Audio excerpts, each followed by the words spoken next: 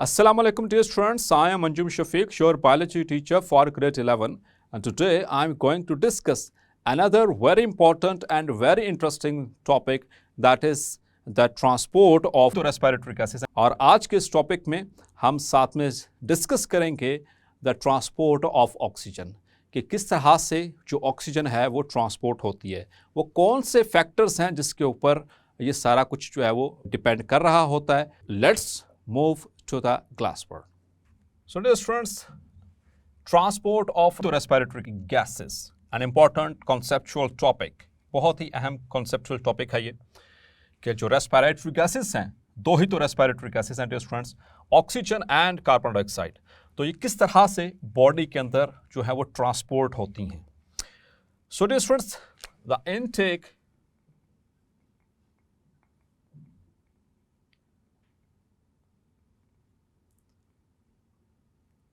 of oxygen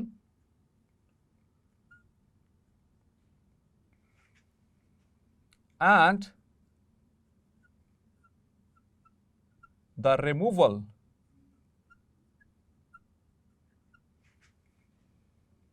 of carbon dioxide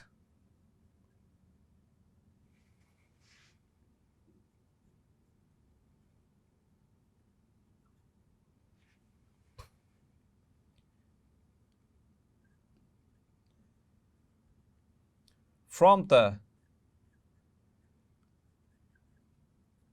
alveolar capillaries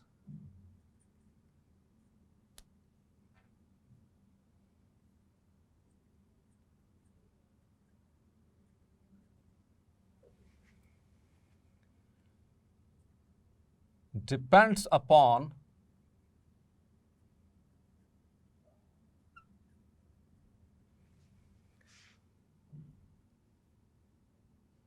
the three factors. ये तीन factors पे depend करती हैं, यानी ऑक्सीजन का इनटेक, और ऑक्सीजन जो हम एयर के ज़रिए लेते हैं, और फिर एयर के ज़रिए ही कार्बन डाइऑक्साइड को रिमूव करते हैं थ्रू द लंग्स, और उसमें जो मेन चीज़ इन्वॉल्व हो रही होती है, इन सब के जो बेसिक इनटेक और रिमूवल वो हो रहा होता है एल्वेलर कैपिलरीज से. एल्वेला के गिर्द जो कैपिलरी नेटवर्क होता है वहाँ से. अब ये डिपेंड करता है फर्दर तीन फैक्टर्स के ऊपर, कि इनटेक और कार्बन डाइऑक्साइड का रिमूवल ये तीन फैक्टर्स पे डिपेंड करेगा. वो तीन फैक्टर्स क्या हैं dear students? Number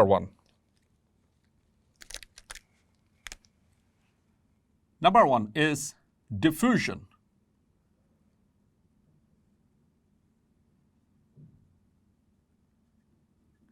so dear students, हम पहले बात कर चुके हैं डिफ्यूजन क्या होती है. It is the movement of molecules, any kind of molecules, from an area of higher concentration to an area of lower concentration without the expenditure of energy, means it is a passive transport. Clear? तो diffusion of gases ये first factor है, which further depends upon the difference between the partial pressures of the gases. The diffusion due to difference of partial pressures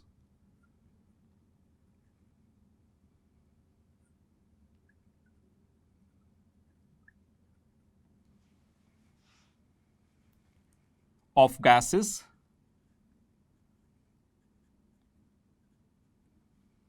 in atmosphere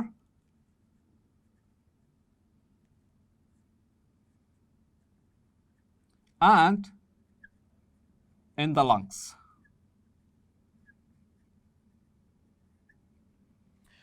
तो diffusion कैसे होती है? High concentration से low concentration की तरफ.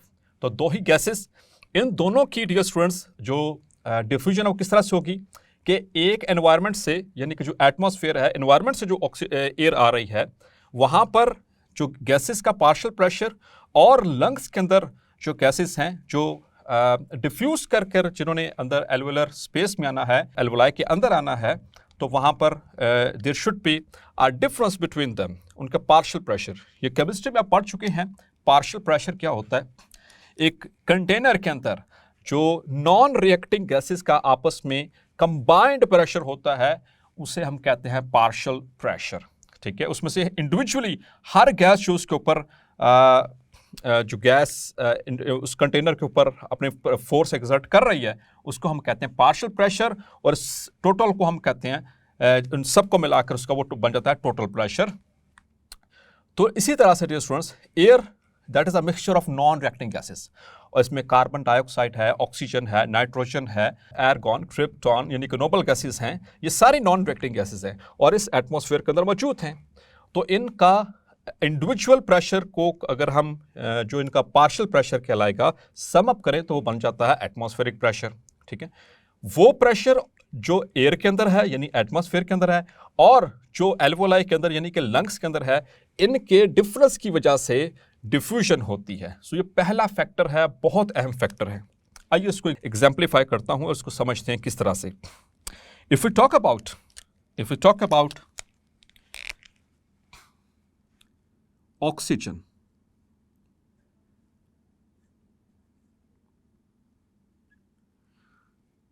अगर हम ऑक्सीजन की बात करें तो इसके पार्शियल प्रेशर पहले देखेंगे हम,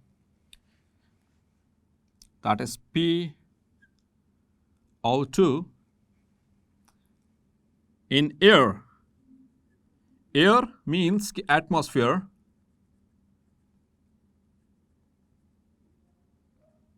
एटमॉस्फेयर में इसका पार्शियल प्रेशर है about 159 millimeters of mercury. Clear? और लंग्स के अंदर, इन द लंग्स, इसका जो पार्शियल प्रेशर है that is approximately 100 millimeters of mercury. Clear? mm of Hg भी इसको बोलते हैं। क्लियर? तो एयर के अंदर कितना है 159, लंग्स के अंदर कितना है 100। तो डियर स्टूडेंट्स, कहां पर प्रेशर ज्यादा है, कहां पर पार्शियल प्रेशर ऑक्सीजन का ज्यादा? एयर में। तो जैसे ही वो एयर हम इनहेल करेंगे, एयर के अंदर चूंकि उसका पार्शियल प्रेशर ज्यादा था, लंग्स के अंदर उसका पार्शियल प्रेशर कम है, तो वो एयर से डिफ्यूज करके लंग्स में से होती हुई वो चले जाएगी into the capillaries of the alveoli. So एक तो ये डिफरेंस आपको समझ आ गया। दूसरा, अगर हम बात करें the other gas that is carbon dioxide, if you talk about carbon dioxide, so in air, air के अंदर उसका जो एटमॉस्फेरिक प्रेशर है, जो पार्शियल प्रेशर है that is 0.3 millimeters of mercury। और लंग्स के अंदर यानी जो कैपिलरीज है हमारी, वहां पर जब लंग्स के अंदर जब आती है, if we talk about the lungs, so it is approximately 40 to 45 millimeters of mercury। Clear? तो यहां पर चूंकि लंग्स में इसका पार्शियल प्रेशर ज्यादा है कार्बन डाइऑक्साइड का और एयर में कम है, तो इस वजह से डिफ्यूजन कैसे होगी dear students? From lungs to air. और यहां पर कैसे होगी? From air to the lungs. So this is how, this is the first and very, very important factor which is involved in the transport of respiratory gases. Now, the second factor is surface area.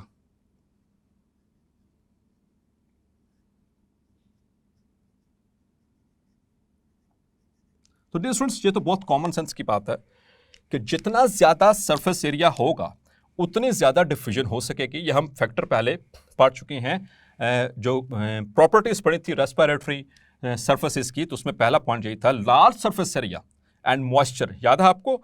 सो उसी तरह से surface area अगर ज्यादा होगा तो rate of diffusion भी ज्यादा होगा, गैशियस एक्सचेंज भी ज्यादा होगा।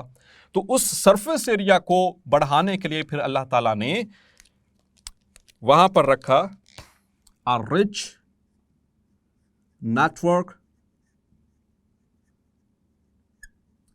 of capillaries. अब कैपिलरीज चूंकि माइक्रोस्कोपिक ब्लड वेसल्स होती हैं, बहुत स्मॉलेस्ट ब्लड वेसल्स होती हैं, तो वो उनकी तादाद भी बहुत ज्यादा है, ठीक है. So this is the alveolus and it is surrounded by a network of a large number of blood vessels.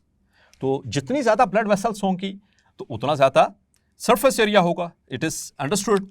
Chapter number 14 में एक टॉपिक आएगा, हम रेट ऑफ जो फ्लो ऑफ ब्लड और ब्लड प्रेशर, इसको हम स्टडी करेंगे ब्लड प्रेशर वाले टॉपिक में. वहां पर मजीद इसकी डिटेल आपको समझ आ जाएगी कि क्रॉस सेक्शनल एरिया किस तरह से मैटर करता है. तो इन सबसे ज्यादा क्रॉस सेक्शनल एरिया, जैसे कि ये एक ब्लड वेसल है, let's suppose this is a blood vessel, तो इसको अगर हम इसके डायमीटर के अलोंग इसको कट करें तो ये सामने इसका क्या कराएगा, cross section. This is called as its cross section. तो जितनी ज्यादा ब्लड वेसल्स किसी जगह पे होंगी, लेट्स सपोज कि इतनी ज्यादा ब्लड वेसल्स हैं, 5 ब्लड वेसल्स हैं, तो इन सब का जो सम होगा इसके अंदर वो इसका टोटल क्रॉस सेक्शन कहलाएगा. अगर लेट्स सपोज ये एक ही ब्लड वेसल होती, लाइक आर्टरी होती या वेन होती, आर्टरी और वेन, तो ये तो सिंगल कैलकुलेट होना था. लेकिन कैपिलरीज चूंकि वो बहुत ज्यादा होती हैं, वो पूरा नेटवर्क होता है, तो उनका क्रॉस सेक्शन सबसे ज्यादा होता है. इसको मजीद जो इसकी डिटेल है, कॉन्सेप्चुअल डिटेल, वो चैप्टर नंबर 14 में भी आएगी क्रॉस सेक्शन के हवाले से. क्लियर. तो rich network of capillaries provide large surface area. It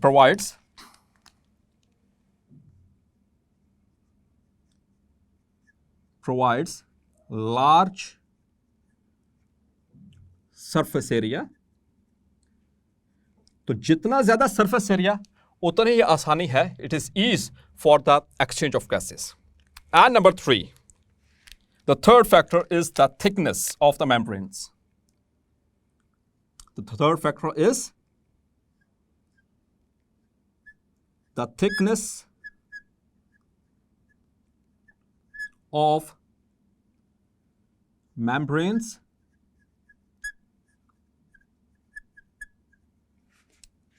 involved in gaseous exchange.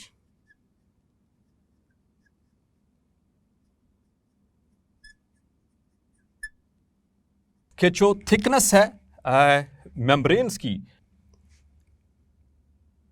it is inversely proportional to rate of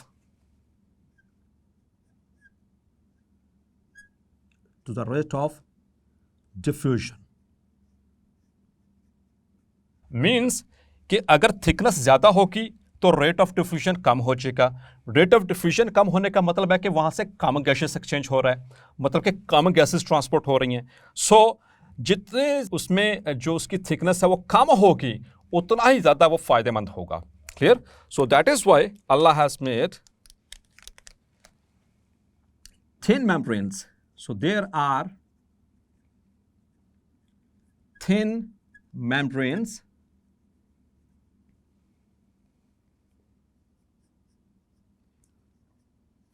involved in gaseous exchange. Clear? तो जितनी ज़्यादा थिन होंगी उतनी आसानी से जो है वो वहाँ से डिफ्यूजन और रेट ऑफ डिफ्यूजन बढ़ सकेगा, गैसियस एक्सचेंज पॉसिबल हो सकेगा. तो डियर स्टूडेंट्स, ये 3 इंपॉर्टेंट फैक्टर्स हैं जो कि रिक्वायर्ड हैं किसके लिए, for the transport of gases. Clear. अब हम आते हैं सबसे पहली गैस की तरफ, that is the oxygen. So transport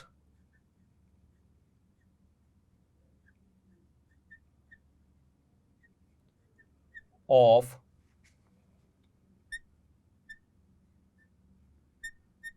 oxygen. तो डियर स्टूडेंट्स,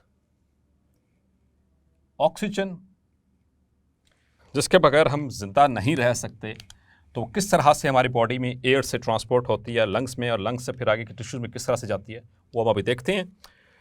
तो dear students, the major way through which the oxygen is transported to the tissues is by bonding with the red blood cells, the erythrocytes.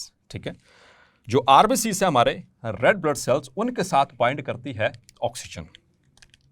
So the oxygen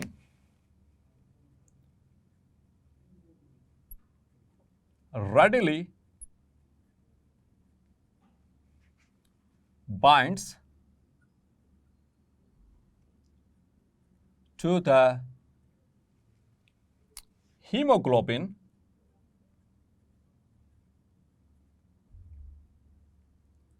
of erythrocytes. Erythrocytes किसे कहते हैं students? Means the red blood cells. Clear? बहुत आसानी के साथ उसके साथ bind करती है and forms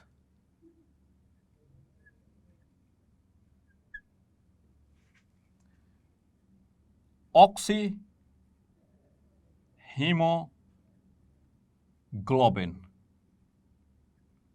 Clear? Forms oxyhemoglobin. So how this happens? Dear students, RBCs detail से पढ़ेंगे चैप्टर नंबर 14 के अंदर भी. So like this is the side view of the RBCs. तो इसमें 95% ओनली हीमोग्लोबिन है. इट कंटेन्स 95% HP, यानी 100% ऑफ जितना सरफेस एरिया वॉल्यूम उसका है आरबीसीज का, उसमें से 95% तो सिर्फ हीमोग्लोबिन है. तो अब हीमोग्लोबिन क्या करेगी? द हीमोग्लोबिन HB, इसको हम एब्रिविएट करते हैं HB के साथ. इट बाइंड्स विद O2 और इसकी जो बाइंडिंग है उसको फैसिलिटेट करता है रेड ब्लड सेल्स के अंदर मौजूद एक enzyme which is called as carbonic anhydrase. Here is carbonic anhydrase. So ACE आमतौर पर किसके साथ इस्तेमाल होता है? एंजाइम्स के साथ. चैप्टर नंबर 3 में आपको डिटेल से पढ़ाया था, तो ये प्रीफिक्स के तौर पर इस्तेमाल होता है. ठीक है. सो कार्बोनिक एनहाइड्रेस यहां पर इसको फैसिलिटेट करेगा and it will form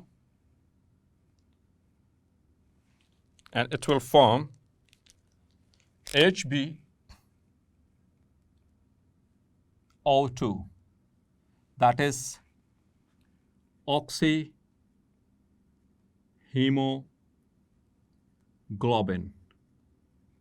clear? और डियर स्टूडेंट्स, ये रिवर्सिबल रिएक्शन है.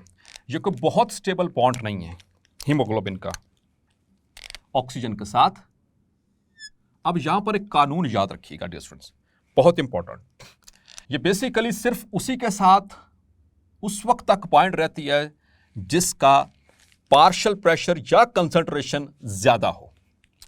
सो डियर स्टूडेंट्स, एयर से जो ऑक्सीजन आ रही थी वहां पर उसका प्रेशर भी ज्यादा था और उसके अंदर एयर के अंदर ऑक्सीजन की कंसंट्रेशन भी ज्यादा थी.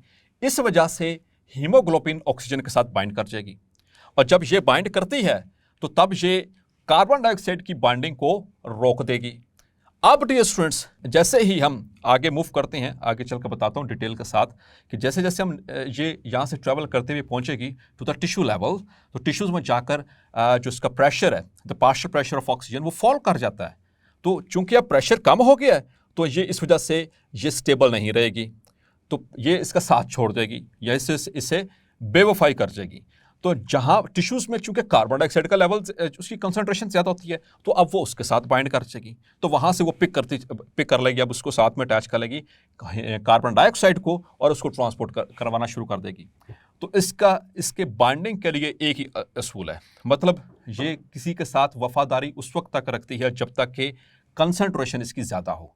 तो जिस जगह के ऊपर जिस गैस की, ऑक्सीजन की या कार्बन डाइऑक्साइड की, जहां पर कंसंट्रेशन ज्यादा होगी तो ये वहीं पे उस गैस के साथ बाइंड कर देगी, अदरवाइज ये डिसोसिएट हो जाएगी, उसके साथ छोड़ देगी.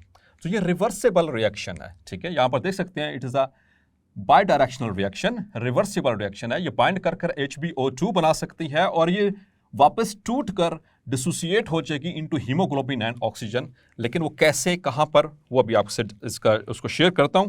तो याद रखिएगा डियर स्टूडेंट्स, एक तो इसकी बाइंडिंग को कौन फैसिलिटेट कर रहा है, कार्बोनिक एनहाइड्रेस। ये जो सर रिवर्सिबल रिएक्शन मैंने शो किया, ये जो सी बाइंडिंग है HbO2 टू फॉर्म HbO2, ये बन रहा है लंग्स में। ये कहां पर हो रहा है? लंग्स में, यानी कि इस यहां पर आप इसको जो है वो पोर्ट्स कर सकते हैं। और HbO2 वापस टूटती कब है हीमोग्लोबिन और ऑक्सीजन में? It happens at the tissue level. कब होगा? टिश्यूज में। ये टिश्यूज में ये रिवर्सिबल हो जाएगा रिएक्शन, क्योंकि टिश्यूज में जो ऑक्सीजन का जो प्रेशर है, पार्शियल प्रेशर, वो कम हो जाता है, उसकी कंसंट्रेशन कम हो जाती है। तो दो फैक्टर याद रखिएगा जो कि हीमोग्लोबिन को बाइंड करवाने के लिए जरूरी हैं ऑक्सीजन के साथ। एक लो टेंशन, यानी कि उसको डिसोसिएट करवाने के लिए, एक तो जैसे ही लो टेंशन होगी, मतलब कि उसकी कार्बन डाइऑक्साइड की जो टेंशन कम हो जाएगी तो ये अलहदा हो जाएंगे। दूसरा उसकी कंसंट्रेशन, कि कंसंट्रेशन भी ऑक्सीजन की कम होगी तब इसको वो हीमोग्लोबिन के साथ जो HbO2 बॉन्ड था वो टूट जाएगा। अब एक और मजे की बात आपको बताता हूं। आपने हीमोग्लोबिन का स्ट्रक्चर पढ़ा? Haemoglobin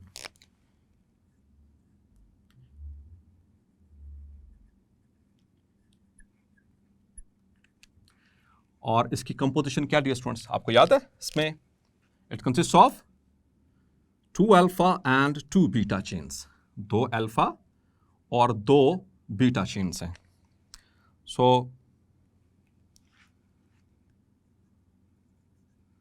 So this is, let's suppose these are the 4 polypeptide chains। ये 2 अल्फा और ये मैं शो कर रहा हूं, let's suppose for the sake of understanding just, ठीक है, these are the beta chains।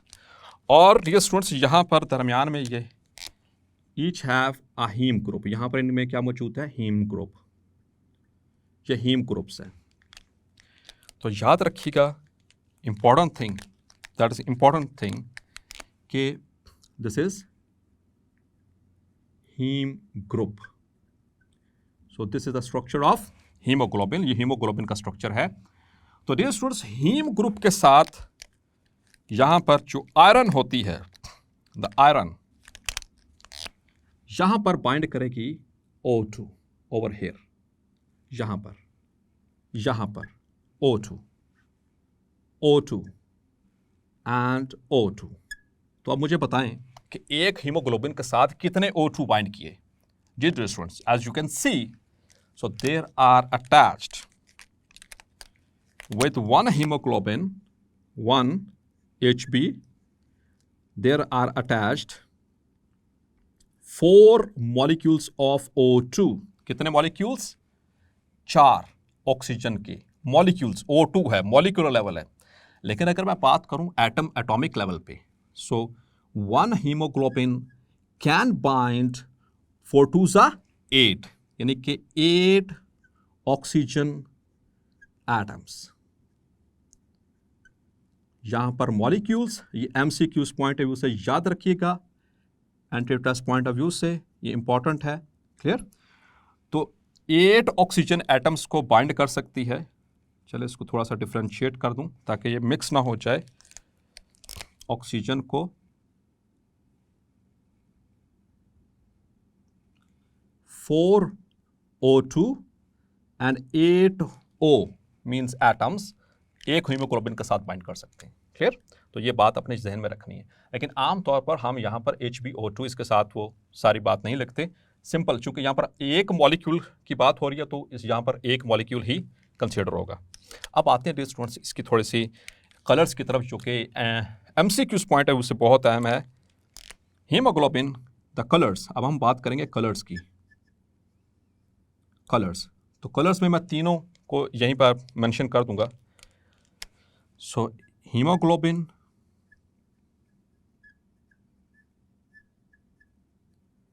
and oxyhemoglobin,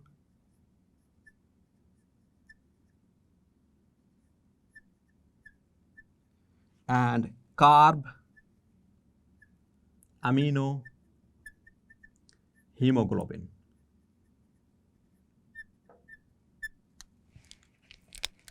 So hemoglobin Hb, oxyhemoglobin HbO2, and carb amino hemoglobin HbCO2, ठीक है।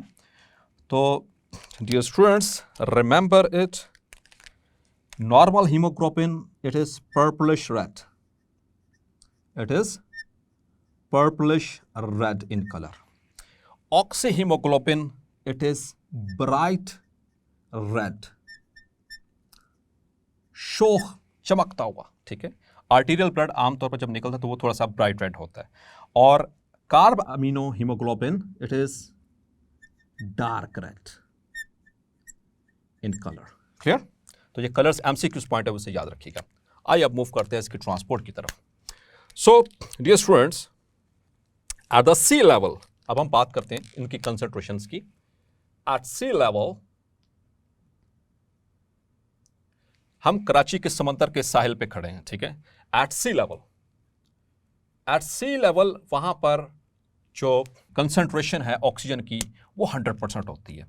अगर उसमें वहां पर हम एक्सपोज करें अपने ब्लड को at the sea level, तो वहाँ पर मुकम्मल तौर पर ब्लड जो है वो सैचुरेट हो जाता है, मीन्स कि हीमोग्लोबिन उस मुकम्मल तौर पर सैचुरेट हो जाएगी ऑक्सीजन से।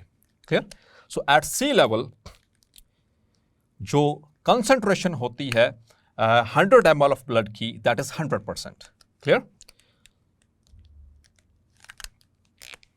सो at sea level there is 20 ml per 100 ml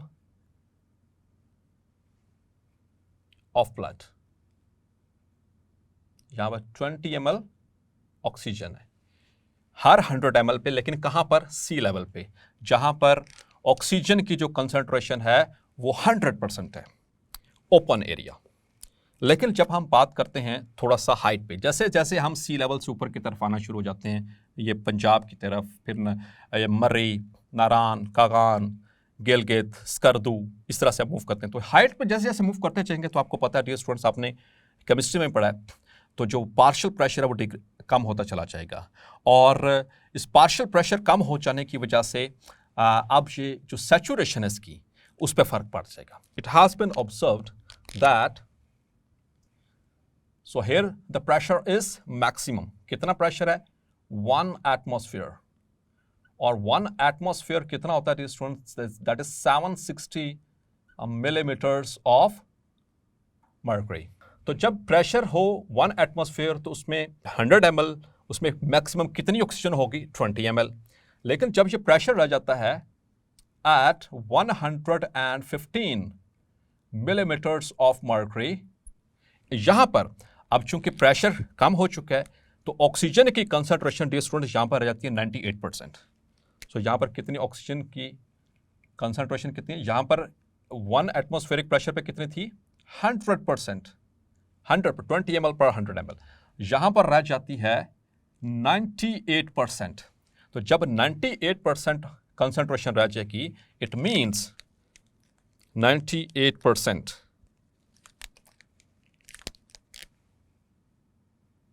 So this 98% means 98% मतलब पर 100 मल्टीप्लाइड बाय मैक्सिमम कितनी थी हमारे पास? 20 ml। तो जब हम इसको 20 से मल्टीप्लाई करते हैं, it will give 19.6 ml, that is पर 100 ml। सो इस प्रेशर के ऊपर तकरीबन 115 मिलीमीटर के ऊपर कितनी ऑक्सीजन बाइंड कर सकती है, कितनी वो सैचुरेट हो सकती है? दैट इज 19.6 ml पर 100 ml ऑफ ब्लड, पर 100 ml ऑफ ब्लड। और डियर स्टूडेंट्स, लंग्स की अगर हम बात करें, in lungs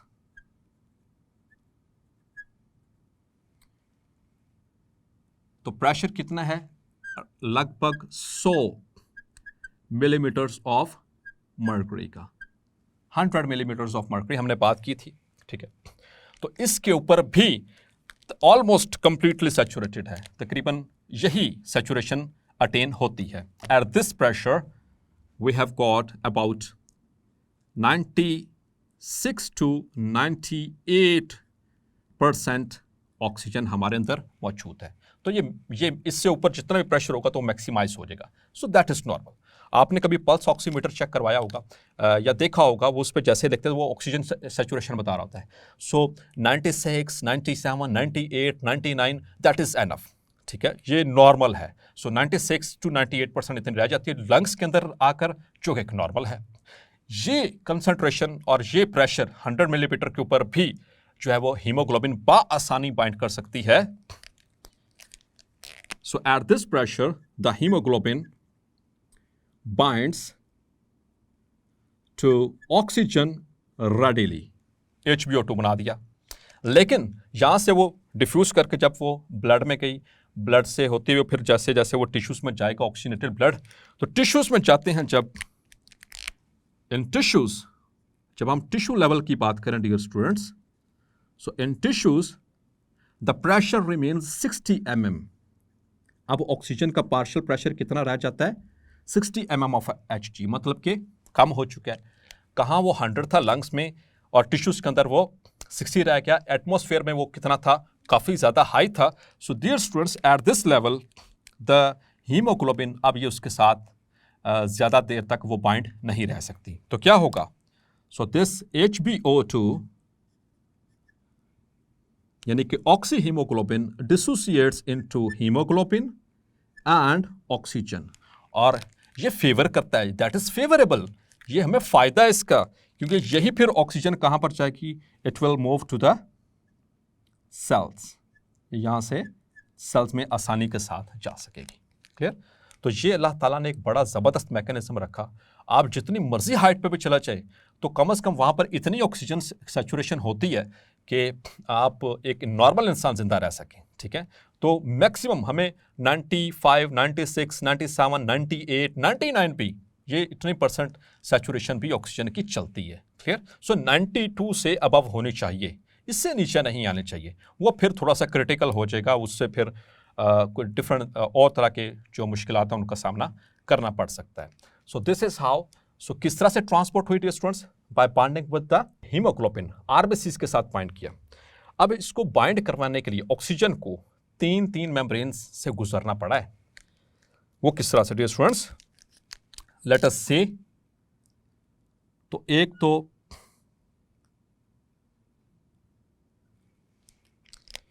this is alveolar membrane, ये इसके epithelium. Clear?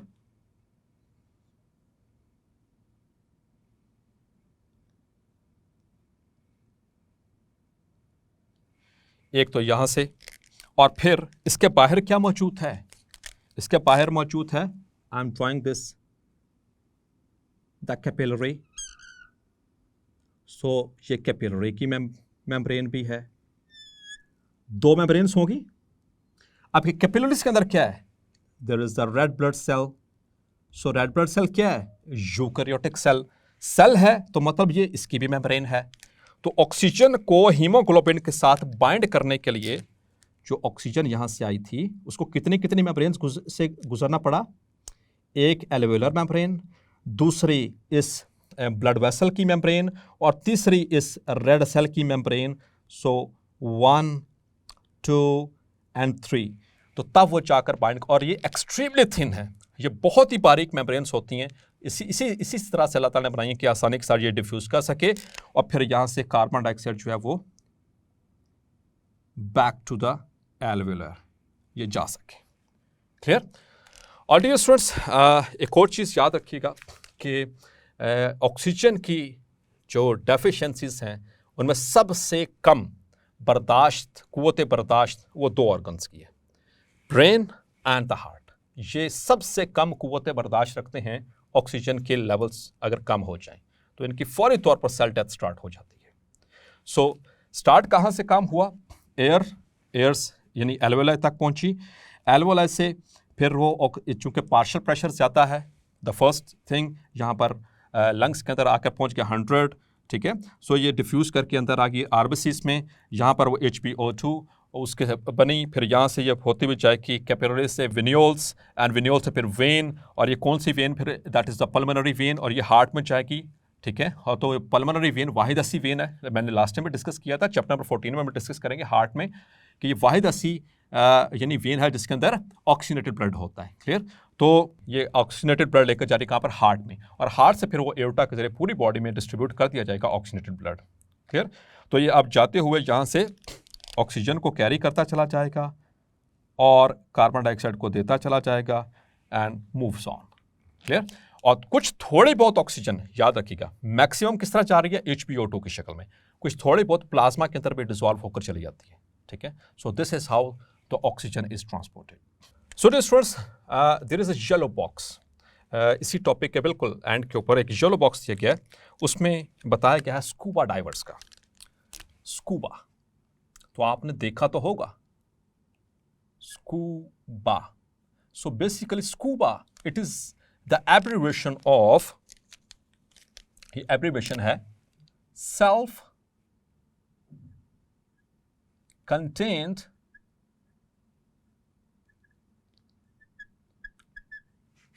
underwater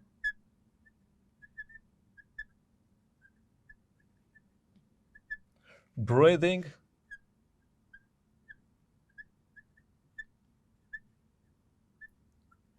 apparatus. Clear? SCUBA, self contained under water breathing apparatus. इसको ये शॉर्ट फॉर्म में इसको स्कूबा कहा जाता है। आपने देखा होगा डाइवर्स को, वो पीछे सिलेंडर लटकाया होता है और वो सूट पूरा पहना होता है और वो goggles each and everything. So dear students, इसके पीछे लॉजिक क्या है? द लॉजिक इज, हमने बात की कि जब हम सी लेवल से ऊपर जाते हैं तो ऑक्सीजन का जो प्रेशर है वो कम होना शुरू हो जाता है। इसी तरह से जब हम सी लेवल से नीचे आते हैं तो ऑक्सीजन का प्रेशर बढ़ना शुरू हो जाएगा। अब डियर स्टूडेंट्स याद रखिएगा कि एट एवरी 100 फीट, हर 100 फीट पे the diver experiences 3 atmospheric pressure. 3 atmospheres. Sea level पे कितने? 1 एटमॉस्फेयर हमने बात की। तो हर 100 फुट नीचे जाने पे 3 एटमॉस्फेयर का प्रेशर बर्दाश्त करना पड़ता है, जो कि काफ़ी प्रेशर है, क्योंकि पानी ऊपर, पानी का अपना ही बहुत वजन है भाई, प्रेशर है। तो प्रेशर जैसे जैसे नीचे जाएंगे तो प्रेशर बढ़ता चला जाएगा। तो इसमें हमारे लंग्स को एक्सपैंड करने में बड़ी फिर डिफ़िकल्टी होगी। तो जिंदा तो रहना है, तो फिर ऐसी कंडीशंस में फिर क्या किया जाता है कि वो एक सिलेंडर इस्तेमाल किया जाता है। So there is a cylinder और इसके अंदर ऑक्सीजन इसको मिक्स किया जाता है किसी नॉन रिएक्टिंग गैस के साथ, जो इसके साथ रिएक्ट ना किया जाए, और उसके साथ प्रेशर को एडजस्ट किया जाता है। आमतौर पर जैसे कि हीलियम इसके साथ मिक्स करके, और इसका जो प्रेशर है उसको हाई रखा जाता है सी लेवल से। जो सी लेवल पे प्रेशर आ रहा है उससे हाई रखेंगे तो तभी वो जो एयर है यहां से, जो पाइप के जरिए वो उन्होंने यहां पर लगाई होती है, तो एयर लंग्स के अंदर जा पाएगी। तो तभी इसी सूरत में ही जो वो डाइवर है वो जिंदा रह पाएगा, क्योंकि ऑक्सीजन जाएगी तो तभी वो जिंदा रहेगा। और डियर स्टूडेंट्स याद रखिएगा कि अगर ऐसा ना हो तो लंग्स, जो हमारी चेस्ट है, वो एक्सपैंड ही नहीं करेगी, क्योंकि नीचे जाने से उसका जो एटमॉस्फेरिक प्रेशर बढ़ता चला जा रहा है सी लेवल पे, और एटमॉस्फेरिक प्रेशर बढ़ने की वजह से क्या होगा कि प्रेशराइज्ड ब्रीथिंग करवानी पड़ेगी। इसी तरह से जैसे कि आपने देखा हुआ है कि वो लाइक एरोप्लेन चलाते हैं, मतलब कि जहाज़ चलाने वाले जो पायलट्स होते हैं, तो उनका जो कैबिन होता है वो अनप्रेशराइज्ड होता है। तो उस अनप्रेशराइज्ड कैबिन में जो फिर उन्होंने, आप कभी भी नहीं ऐसा देखेंगे उन्होंने विदाउट मास्क वो उनसे जो है वो उसके बगैर वो राइड कर रहे हों, तो या तो वो उन्होंने साथ में प्रेशराइज्ड ऑक्सीजन इस्तेमाल कर रहे होंगे mix with some other gas, non reacting gas, या फिर उस कैबिन को ही प्रेशराइज्ड बनाया जाता है, ठीक है, कि ताकि वो आसानी से सांस ले सकें। क्योंकि डियर स्टूडेंट्स ऐसा ना हो तो, क्योंकि गैसेस कैसे मूव करती हैं, high pressure to the low pressure, बाहर से प्रेशर ज़्यादा होगा, लंग्स में कम प्रेशर होगा, तो तभी बाहर से अंदर की तरफ आ सकेंगी। क्लियर? तो ये था स्कूबा के हवाले से। और यहाँ पर याद रखिएगा जो ट्रांसपोर्ट ऑफ ऑक्सीजन के हवाले से, कि जैसे जैसे हम एल्वेलाई से वेन्यूल्स और वेन्यूल्स से फिर पल्मोनरी वेन्स और वहाँ से towards the atria, then ventricles, then aorta, वहाँ से फिर पूरी बॉडी में। तो जैसे जैसे टिश्यूज़ में पहुँचते जाते हैं वहाँ पर कार्बन डाइऑक्साइड की कंसंट्रेशन बढ़ना शुरू हो जाती है और ऑक्सीजन की कंसंट्रेशन कम होना शुरू हो जाती है। ऑक्सीजन की टेंशन और कंसंट्रेशन लो होगी तो ये फेवर करेगी हीम HBO2 को कि वो डिसोसिएट हो सके, जैसा कि हमने यहाँ पर मेंशन किया था कि इसको डिसोसिएशन कहाँ पर होनी है, टिश्यूज़ लेवल पे, क्योंकि टिश्यू लेवल के ऊपर जो प्रेशर है वो 60 मिलीमीटर्स या इससे भी कम हो जाता है। तो मैंने बताया था कि हीमोग्लोबिन किसका साथ देती है, जिसके पास ताकत ज़्यादा, मतलब जिसका प्रेशर ज़्यादा। तो लंग्स के अंदर प्रेशर ज़्यादा था तो उसने उसका साथ दिया। टिश्यूज़ में ऑक्सीजन का प्रेशर और कंसंट्रेशन कम हो गई, उसकी टेंशन कम हो गई तो उसने उसका साथ छोड़ दिया, बेवफाई की।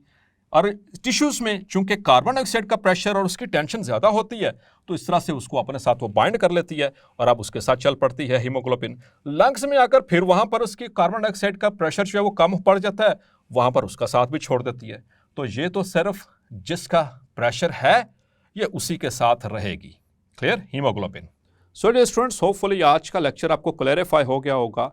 मिलते हैं नेक्स्ट लेक्चर में और डिस्कस करेंगे factors affecting the capacity of hemoglobin to bind with oxygen as well as the transport of carbon dioxide.